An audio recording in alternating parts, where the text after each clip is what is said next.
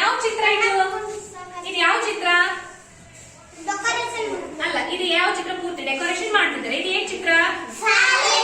Very good. ಯಾವ ಚಿತ್ರ? ಇದು ಶಾಲೆ ಚಿತ್ರ. ನಿಮ್ಮೂರಲ್ಲಿ ಶಾಲೆ ಇದೆಯಾ? ನಾವೆಲ್ಲಿ ಕೂತಿದೀವಿ? ಶಾಲೆಯಲ್ಲೇ ಕೂತಿದ್ವಿ. ಶಾಲೆಗೆ ಯಾಕೆ ಬರ್ತೀವಿ? ಯಾರು ಕಲಿಸ್ತಾರೆ? ನಂದೊಬ್ಬಳದೇ ಶಾಲೆನಾ ಅಥವಾ ಎಲ್ಲರ ಶಾಲೆ? ನಮ್ಮೆಲ್ಲರ ಶಾಲೆ. ಶಾಲೆ ಕೂಡ ಸಾರ್ವಜನಿಕ ಆಸ್ತಿ.